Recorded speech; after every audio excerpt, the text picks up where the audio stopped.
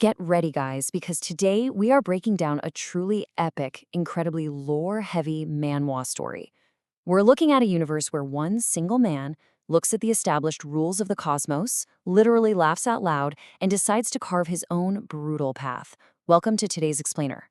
If you love a protagonist who just completely defies the gods through sheer, stubborn willpower, you are going to absolutely love this one. So picture this. You're just hanging out, maybe buying snacks at a convenience store, and suddenly, the ground violently shakes. Boom.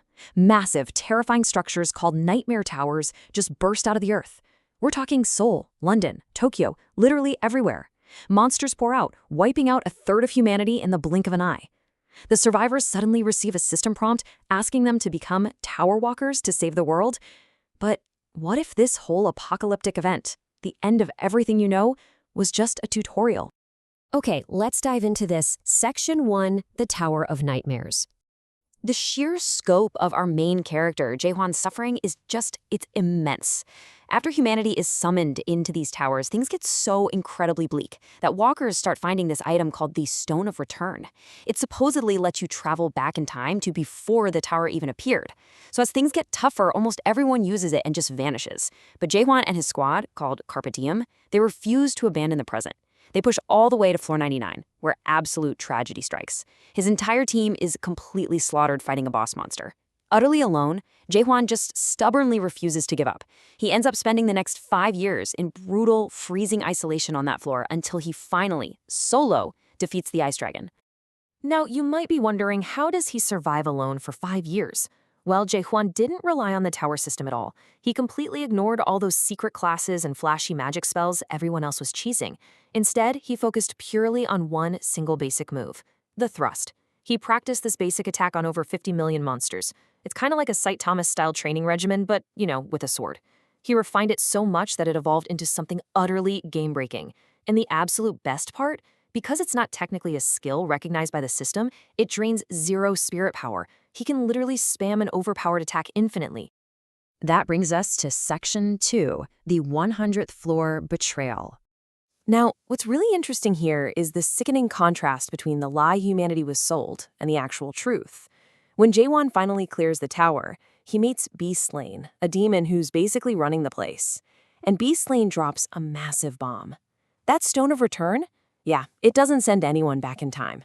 It is actually the Dream Demon Stone. It traps cowards in a permanent illusion of the past. It's just a mechanism to cull the weak. And the most horrifying part of all of this? Earth was never actually destroyed. The tower is just a twisted greenhouse, designed to filter out strong souls to be sold as products in a higher dimension called the Great Lands. Everything his friends died for was a complete, outright lie. Beastlane smugly tells Jaehwan to just accept his role as a premium product and move on to the real game in the Great Lands. But Jaehwan, burning with this quiet, terrifying rage, delivers this epic line, "Humans are not goods to be traded." He realizes right then and there that he isn't a hero saving the world. To these gods, he's literally just inventory. And he decides right then he's gonna bankrupt the whole store. All right, Section 3. Breaking the system. 10 billion. That is the exact number of thrusts Jaehwan unleashes to glitch out Beastlane and the system itself. Just let that sink in. He doesn't just defeat the demon. He attacks him so many times, so relentlessly, that the interface of the universe literally starts breaking down around them. This brilliantly illustrates his complete refusal to play by the rules.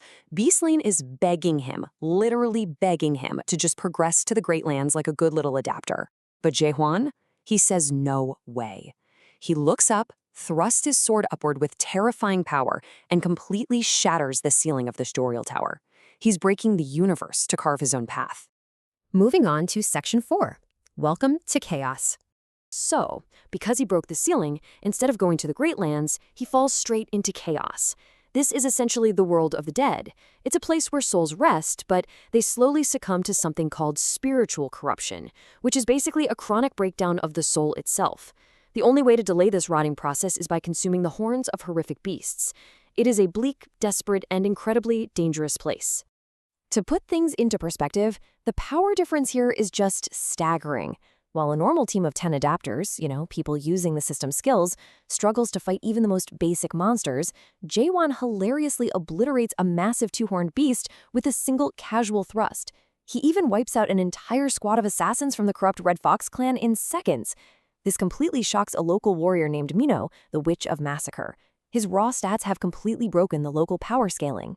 Jaewon's sheer raw power continuously breaks the established laws and interfaces of chaos. When he arrives at Gorgon Castle, the local authorities try to use a system, Decree Skill, to bind him in absolute magical chains. And what does Jaewon do? Actually, you can probably guess, he literally just thrusts his sword and shatters the magical decree like it's cheap glass. To him, the system's rules are just physical objects waiting to be broken. Which leads us to the climax in Section 5, the final awakening. So the crucial point here is how you actually gain real power outside the system. Under the guidance of an old man in Gorgon Castle, Jaewon masters the specific stages of awakening. First, there's doubt, tearing apart the fake reality of the system. Second is understanding its true essence. Third, self-surrender, forgetting who the system told you to be. And finally, the absolute pinnacle, Genesis. This is the ability to create a completely new, independent world fueled entirely by your own will. During a brutal, seemingly impossible battle against two overpowered monarchs, Sam and Garham, Jaewon is pushed to his absolute limit. But instead of breaking, he does something incredible.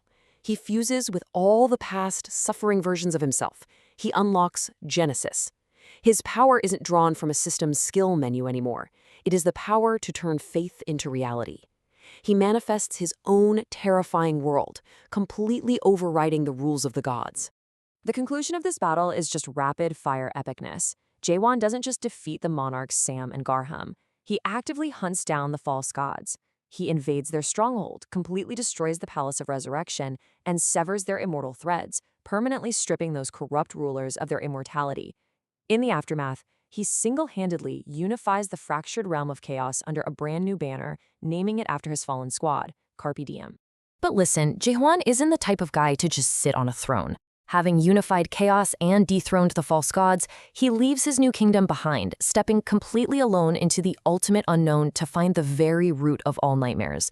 It really makes you wonder, with chaos unified and the false gods dethroned, what unimaginable horrors await the Lone King in the abyss?